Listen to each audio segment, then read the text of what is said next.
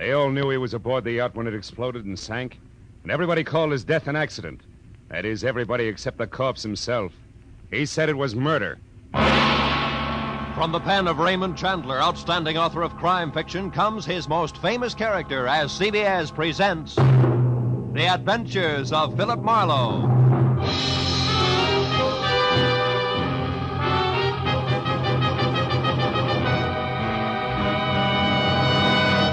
And now, with Gerald Mohr, starred as Philip Marlowe, we bring you tonight's exciting story, The Restless Day. It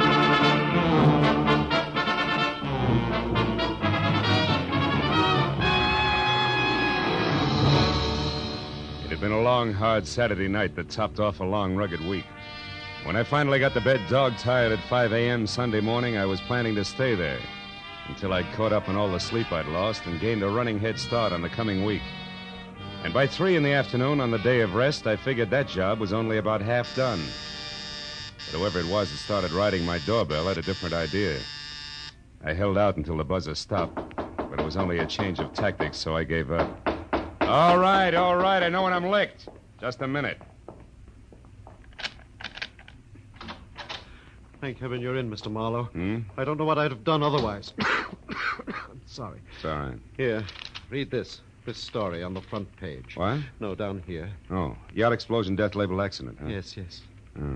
Mystery blast which destroyed the Rollins yacht at Santa Monica Friday night, and in which Benjamin Rollins, noted cosmetics manufacturer, was killed, was established today by police investigators as accidental. Sorry, I spoke too much. That's all right. The explosion which shattered and sank the 50-foot pleasure boat was caused by a leaking fuel line. Rollins, known to be a chain smoker, is believed by witnesses to have continued on page 7. Never mind, Marlowe. I'll tell the rest. Yeah. Think you'll make it? There are two frightening things wrong with that story. Well, go ahead. Frighten me. First, the explosion was no accident. That fuel line was repaired a week ago. Second, Ben Rollins was not killed. You're shaking my faith in the American press. How do you know all this? Because I am Benjamin Rollins. Yes. Well, look, fella, you better dial 116 on the phone and tell the police all about it, huh? No, that's exactly what I can't do. Someone's tried to murder me. If they find out I'm still alive, I'll be a target for a second attempt. Wait a minute. I need two things right now. One, a cup of coffee. Would you like some? No, milk, if you please. My doctor insists. Okay, come on. The other's a good, solid explanation of why everybody thinks you were aboard that yacht. Well, first, they believe my body was lost in the explosion. You see, I intended to spend the night there because Lucille, my wife, and I had quarreled. Mm-hmm. But I got a call, and I had to go out of town on business at the last minute. I went out to the boat, but only to pick up some papers. I was in a hurry. I must have left the lights on. I'd lost my hat in the wind on the way back. It was found in the water. Apparently, I didn't secure the dinghy because that was adrift offshore. Mind you, I read all this in the paper when I got back this morning. Back from where? Phoenix, Arizona. Figures. I came in on the California Limited. You can check on that. Marlowe, I must know who tried to kill me before they know they've failed. That could be tough. Have you got any ideas? Yes, I have. It might be any one of 3 people. 3? For instance, Walter Pittman, my ex-partner, threatened to kill me less than a month ago in New York when I won another court decision from him. Mm-hmm. Then there's my business manager, a fellow named Slater. I almost fired him last week, the arrogant fool. It's always when I get cross this comes out. I see. And I'm sorry to say it, but Mrs. Rollins would no doubt rather have me dead than alive. That's quite a lineup for a mere cosmetics chemist, isn't it? Yes, it is. Look, you haven't been running lipstick experiments with somebody else's live equipment, have you, Rollins? Hmm? Oh, certainly not. I've been working so hard I haven't time for my wife. To say nothing of another woman. Oh, Marlowe, I'm frightened. I must get to the bottom of this. I'll pay you double your usual fee. Will you help me? Okay, Rollins, it's a deal. If I hurry, I might get in on your funeral. Under the circumstances, that should make somebody due for a very big surprise.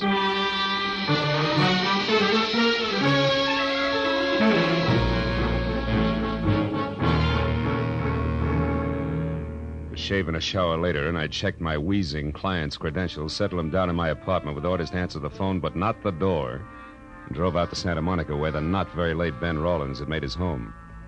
I had a list of names, addresses, and phone numbers of people close to Rollins. That is, close enough to kill. And I decided that Arthur Slater, the business manager, was my best bet for an opener. He had been described as soft-spoken, efficient, and somewhat arrogant. And after I found his cottage on Seaview Drive and walked up to the door, I heard someone inside offering a similar description, but with more color. Mighty routine, Arthur Slater.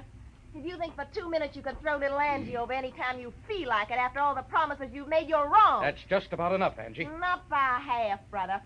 I know which way the wind is blowing, and it's a nice big wind. Nobody kicks me out, and I mean nobody. So think it over, Mr. Big. Oh, get out of my way. Yes, ma'am. Cute kid. Friend of yours, Slater? Who are you? Another insurance investigator? That's right. My name's Marlowe. May I come in? Yes, certainly. All the others did. Thanks. Who knows? I may be the last. Slater, I've got 3 reasons for believing that yacht explosion was no accident. Not an accident? What reasons are you talking about? For one, Walter Pittman. Pittman? You mean Rollins' ex-partner? You know him, huh? Well, only by name. I never met the man. All right, then. Let's talk about reason number 2, Lucille Rollins. How do you feel about her, Slater? Well, you must be out of your mind, Marlowe. She and Ben fought constantly, yes. Slater, I asked how you felt about Mrs. Rollins. I don't like her. And now, what or who is reason number 3? You are. You had an argument with Rollins last week. He practically fired you. And you think I'd kill him over that? Could be. Look, Marlowe, Ben Rollins drove himself like an overloaded truck. He had a cigarette cough, nervous shakes, and bad dreams. To me, bureau drawer eyelashes and glue-on fingernails simply aren't that important. So we had frequent arguments. Now, do you have any more smart reasons you'd like to discuss, or would you care to leave? Just one thing more. Why does your girlfriend think you're a little stuck up these days? You're becoming a bit too personal, Marlowe. Get out. I'm not compelled to answer any of your questions. There's an established legal procedure. Skip it, Slater. If I need to, I'll be back. And I'm fairly chummy with the boys in blue myself, so I'll get the answers if I want them. Good night, Big Shot.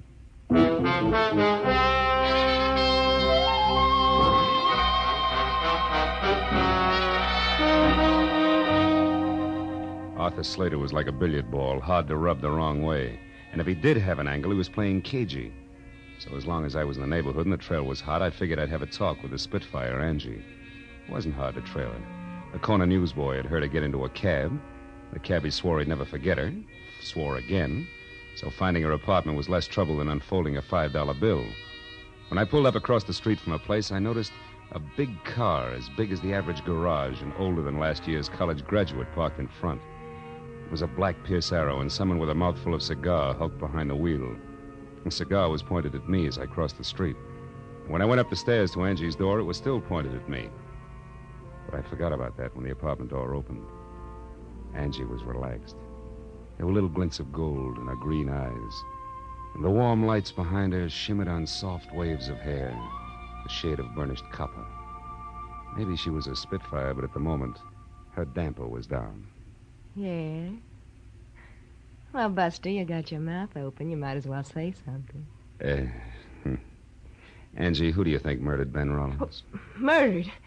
My mistake, chum. Good night. Just a minute. This is business, honey. Who are you, anyhow? Philip Marlowe. You ran over me on your way out of Slater's place a few minutes ago and dented my ego. Well, sue me. Who are you working for, Shamus? You wouldn't believe me if I told you. But I will tell you this, sweetheart. The explosion on that yacht was no accident. So I'm checking up on wives who'd rather be widows. Lucille Rollins? Mm-hmm. Nuts. She was rolling in dough either way. She hated her job, but she sure didn't have to kill to quit. Get your compass fixed, Marlowe. Wrong way, huh? Well, suppose Lucille were in love with Pittman, maybe. Pittman? Who's he? Shot in the dark. Tell me something, Angie. Your boyfriend Slater has picked up a lot of push lately. How come? Some big deal they've been working on at the plant. And he makes me sick. Gets the first sniff of a success, and suddenly all his hats are too small. Especially his old hats, honey. And you can't blame the guy if he's really on his way up now, can you? Listen, Mac, I'll tell you, him, and the whole world something. Nobody is going to put little Angie on the skids. If there's a heave-ho pulled around here, Mr. Hotshot Slater himself will get it, and right in the neck. So if you happen to be snooping for him, Marlowe, you can putter right back and tell him so. Now beat it. That's not a bad idea. Oh, by the way, what's Angie stand for? Angelica? But don't count on it, brother. Don't count on it.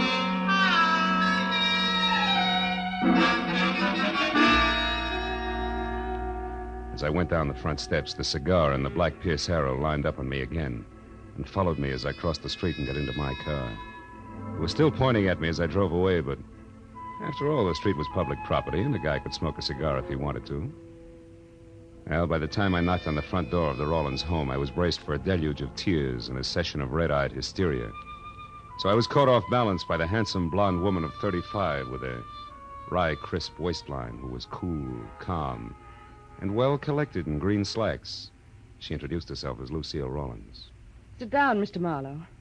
You said you're a friend of Ben's? That's right, Mrs. Rawlins. I stopped by to offer my condolences. But apparently condolences aren't much in order today. No tears, huh? Not even crocodile tears. I'm not a hypocrite, Mr. Marlowe, that's why. I'm merely stunned and confused over this terrible accident, and I'm not sure yet how I feel. Yeah, it was an accident, all right. Especially since that leaky fuel line that caused it was repaired a week ago. It had been repaired? Oh, yeah. It's interesting, isn't it? Who are you, Marlowe? I'm a private detective, and I know a lot more than that. I know, for instance, that the insurance on the boat alone will keep you in pretty doodads for several years. And that's only a drop in a bucket. Mr. Marlowe, I think you'd better leave. And I think you better climb down off that high horse and listen. Because I haven't even started yet.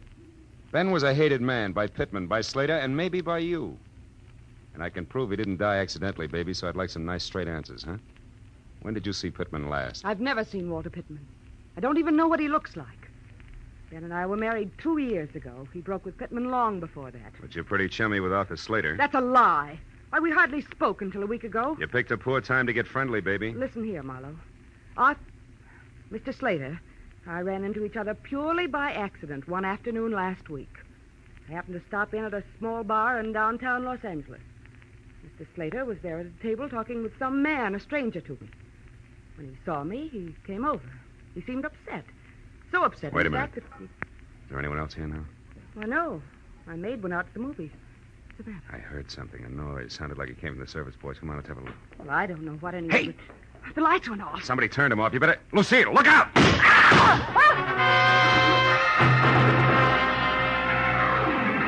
The bullets, which had been intended for Lucille, had only traveled the width of the kitchen, but miraculously both had missed. Whoever had thrown them moved out fast, because when I got through the service porch and into the backyard, nothing stirred, except the restless ends of a pepper tree. But a second later, a heavy, clanking motor roared on the side street.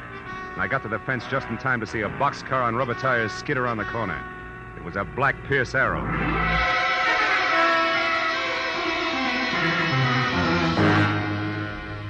I went back to the house, found the master switch, and turned on the lights. Lucille, her face strained and bloodless, stood in the kitchen door and watched me. A hole had been punched in the back screen door, and on the floor was a strange object which had been used to unhook the lock. It looked like an oversized bobby pin wearing rubber pants, which didn't mean a thing to me.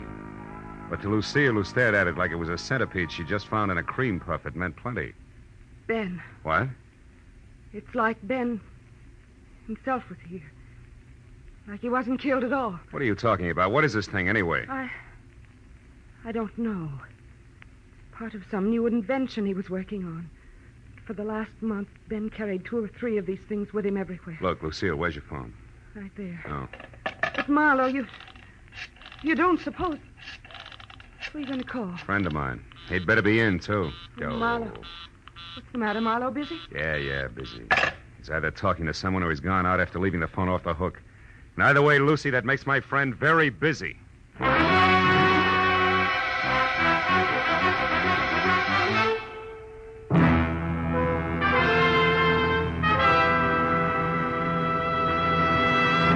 In just a moment, we will return to the second act of the adventures of Philip Marlowe. But first, it may have taken a little detective work finding a much-wanted man last week, but an unprecedented number of listeners seem to have turned Philip Marlowe. For Jack Benny's largest audience this season found him here on his opening show on CBS.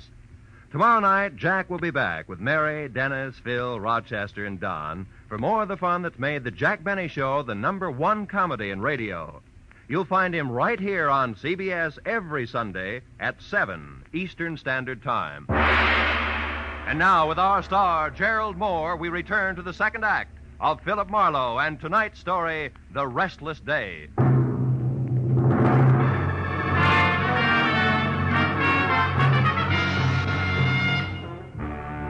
When I left Lucille Rawlins, the feminine target for tonight, I headed for Angie Gordon's, where I'd first seen the man with a cigar in his face, who I suddenly figured might be Walter Pittman. And as I drove, I felt like my brains had spent the night playing leapfrog in a squirrel cage. Because any way I call the dice, every one of my clients suspected of murdering him somebody else. And just to keep things from making any sense at all, I suspected my client. I pulled up near Angie's and saw the Pierce Arrow parked, lights and a man with cigar out. When I got close to the bungalow door, I knew that the lady was at home. Now, look here, and that she was receiving a gentleman caller, more or less. Tell me your name is Smith, which incidentally I don't believe. And then you start asking a lot of very personal questions. How cozy. Now, please, you do not understand. There are certain things about the death of Ben Rollins that I must know. Things that mean a lot to me. How much a lot? Well, $100 maybe. What? Now, don't tell me that's all you could stuff into that briefcase there in your hand. Listen, girl, I must know whether that explosion on the boat was an accident or not. The police let it go as an accident? Never mind that. You are Slater's girl. You must know something about him as well as the other one who was here. Now, you tell me. Quick. Stay away from me, you big lug. I don't know anything. Let me... go of me, let go. You heard the lady, Pittman. Let go. How do you know my name? I read tea leaves. And while we're all asking questions, do you mind telling me why you were throwing bullets at the chinaware on Mrs. Rollins? I did no such thing. I don't even know Mrs. Rollins. You're a liar, and it's dull as the sauerkraut. The gun in your pocket will prove it. I have no gun in my pocket. Here, look for yourself. All right, I will. But if it's all the same to you, I'll start with your briefcase. Give me that. Why, so you can get to the gun first? No, because All right, Mr. Smart Man. Go ahead and look. See for yourself that there's absolutely nothing there that concerns you. When I get my hands on you, I'll break you in two. Still, Marlowe. And don't look so astonished, friend. It's called a gun. Why, you little... Skip it, Marlowe. This isn't my idea of returning a favor, but it is good business. You see, baby, little Angie sells out to the highest bidder. And no matter how I add things up, that isn't you. So exit Pittman, huh? Briefcase and... What are you staring at? That little gadget there. Must have fallen out of Pittman's briefcase. What is it? Twin brother of an item I found a little while ago, rubber pants included. What are you talking about, Marlowe? Nothing, baby. Just tell me how long I sit here. As long as you like. Now, you see, Marlowe, I just can't afford to let you get to Pittman ahead of me. Yeah. That good business you were talking about. Uh-huh. After all, a gal's got to make a living. One way or another, Marlowe. Doesn't she? There was room to debate Angie's point, but no time. So I skipped her invitation for a drink. Both promised and threatened to see her again and headed for my car in the only direction left, the residence of the local pivot man, Mr. Arthur Slater. When I got to within a block of the place, I parked and then approached slowly, keeping to the shadows all the way. But the house turned out to be as dark and quiet as the inside of a coffin. I was about to leave when some noise a dozen yards behind me said that I was no longer alone. I turned quietly and got ready for what I figured would be a reunion with my old buddy, Walter Pittman. But I was wrong. Sneaking through a nearby clump of orange trees with all the deftness of an ox with bunion trouble was no one else but my client, Ben Rollins. When I called his name out loud, he ran toward me, arms and legs flailing the wind like a Kansas scarecrow caught in a tornado. Marlowe, I've been looking all over for you. Rollins, why aren't you back in my apartment where you're supposed to be? I couldn't wait any longer. I was afraid something had happened to you. When you didn't call, I was sure of it. I thought you might be here at Slater's. But I did call, and all I got was a busy signal. Oh, about an hour ago. Why, that was a friend of yours. He wanted to know if you'd play cards with him tonight. Now, do you believe me? No, for the time being, yes. Incidentally, Rollins, do these mean anything to you, these oversized bobby pins? Good Lord, the curlers. Where did you get those curlers, Marlowe? They should be in my safe. Well, I found one at your house and the other in a briefcase that belonged to Walter Pittman. Pittman? But, Marlowe, these are samples of my newest invention, these hair curlers. They can produce a home permanent wave overnight that will last for 6 months. It's worth millions to me. If you live. Yes. Now, it should be easy to figure out who wanted to kill me. I'm not so sure. If you didn't even know these were missing, why should someone have to kill you to get hold of them? And second of all, how come the shooting's still going on? What shooting are you talking about? Over at your place. Somebody tried to kill your wife there just before I called you. And that brings us right back to your alibi about talking to Ibarra at the time. It's a little too pat, Rollins. Besides, that curler could very easily have dropped out of your pocket. But why should I shoot at Lucille? For the best reason in the books, you wanted to kill her. And when that yacht business almost boomeranged on you, you still hadn't changed your mind. And that led to this whole routine with me double-billed as Patsy and star witness both. Oh, you're out of your mind, Marlowe. I couldn't have set that explosion on the yacht as a trap for Lucille. Why not? Because it was on account of me that Lucille wasn't on the yacht herself that night. What? After we argued, we decided not to spend any more time under the same roof. Lucille said that suited her fine and she'd sleep on the yacht. And we let it go at that till about noon on Friday. Then you got small about things and said the yacht was yours, maybe? That you'd sleep on it? Yes. I was just bickering. Just a minute, Rollins. I've heard enough, and I think I finally understand this whole screwy deal. I'll know for sure just as soon as I can make one single phone call to your house. We'll get back to Slater. Come on.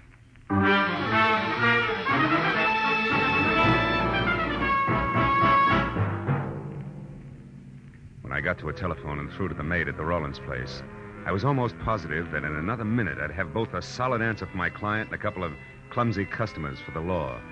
But when the shaky voice at the other end of the tube told me that Lucille had just left the house in high gear, after mumbling something about a place called Inspiration Point, I stopped being confident and started to worry.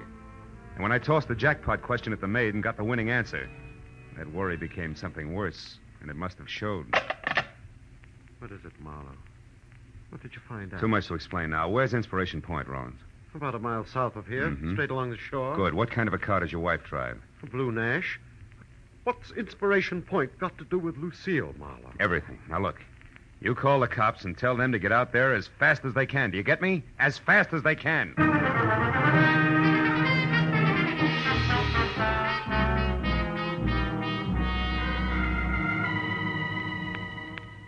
Inspiration Point turned out to be an acre of windswept rock that overlooked the cold January sea. And after I saw Lucille's empty car, I crept, staggered, and fell down the narrow, winding trail that led from the road to the promontory itself. I was afraid that I was going to be too late to stop what I was sure was a hastily scheduled murder. But a minute later, when I rounded the last crazy turn in the trail, I felt better. Because standing only a couple of yards away from me, her hair slapping wildly against the upturned collar of her coat, and very much alive, was Lucille Rollins. I was about to breathe a sigh of relief when suddenly I caught the expression in her eyes. I turned to follow the line of her unblinking gaze, and I knew that I hadn't arrived any too soon. Because the lady was being held at the point of a gun held by Arthur Slater. I closed my hand tight around the cold .38 in my pocket and moved closer. When you called me at the house, you said that my husband was alive and with you. Why did you lie to me? Because I knew that would bring you running. And I had to be alone with you, Lucille, so I could do what I missed doing last time. Last time? You mean the yacht? You did that? Yes. But somehow or other, Ben was out there instead of you.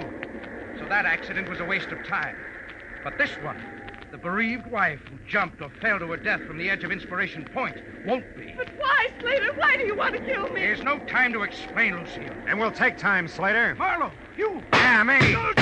Marlowe! Marlowe, he's going to kill me. Yes, honey, I know. He had to. But why, Marlowe? Why? Because he stole your husband's invention to sell to Walter Pittman. He was going to go into business with him. And now when the cops get here, he's going first to a hospital and then to jail. A grand larceny and attempted murder. Attempted murder? What about Ben, Marlowe? Ben was a near miss, honey, nothing more. You'll see what I mean in a minute.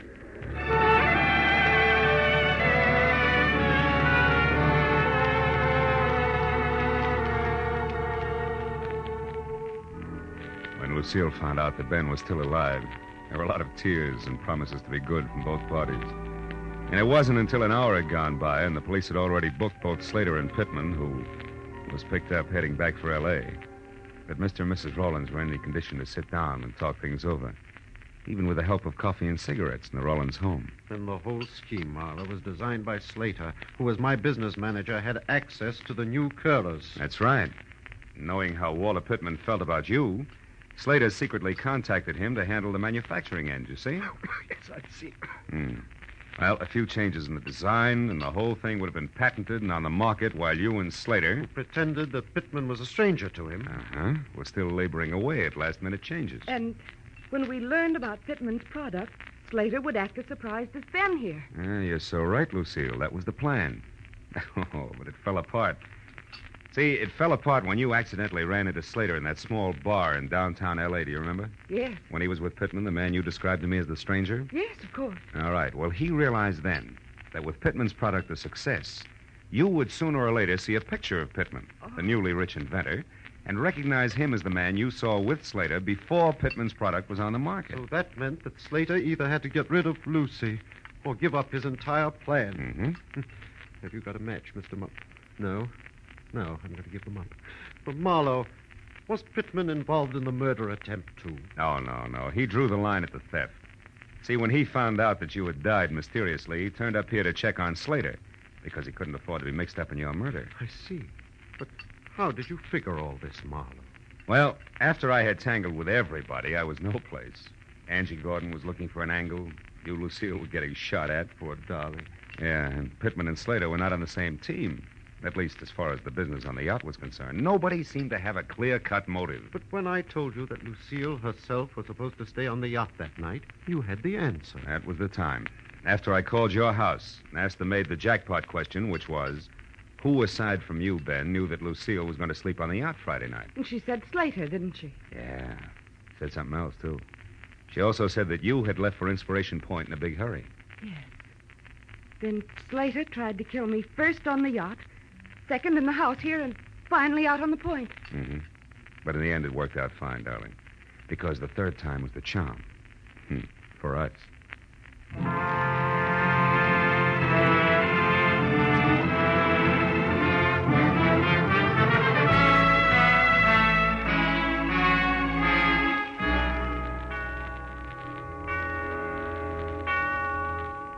Well, by the time I was through tying in all the loose ends for my client and his wife, it was 3 o'clock in the morning, and I was dog-tired all over again.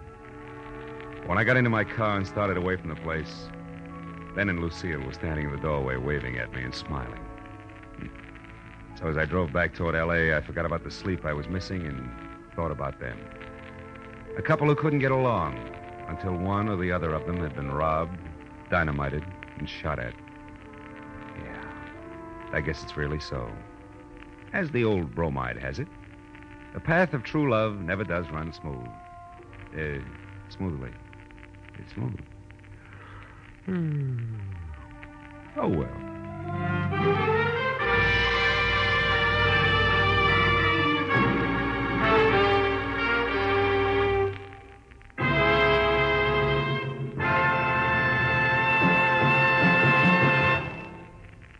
The Adventures of Philip Marlowe, created by Raymond Chandler, stars Gerald Mohr, and is produced and directed by Norman MacDonald. Script is by Mel Donnelly, Robert Mitchell, and Gene Levitt. Featured in the cast were Lorette Philbrandt, Edgar Barrier, Virginia Gregg, John Daner, and Jack Moyles. The special music was by Richard Arunt.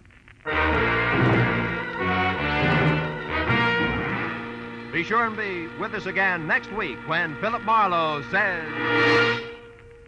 Somewhere in the cold, persistent rain that made the city itself seem a thing of evil, a girl had disappeared, and it was my job to find her. But before I did, I found death and a devil.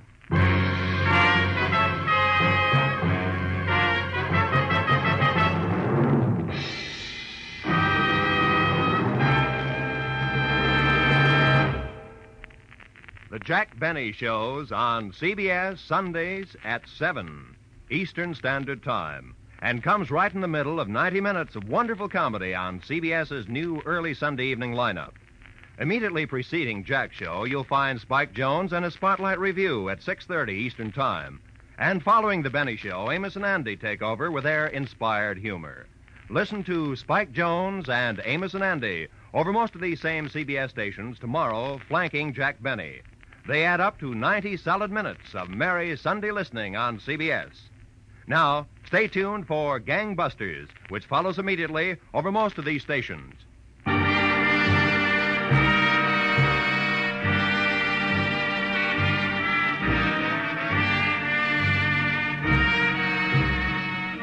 This is Roy Rowan speaking for CBS, the Columbia Broadcasting System.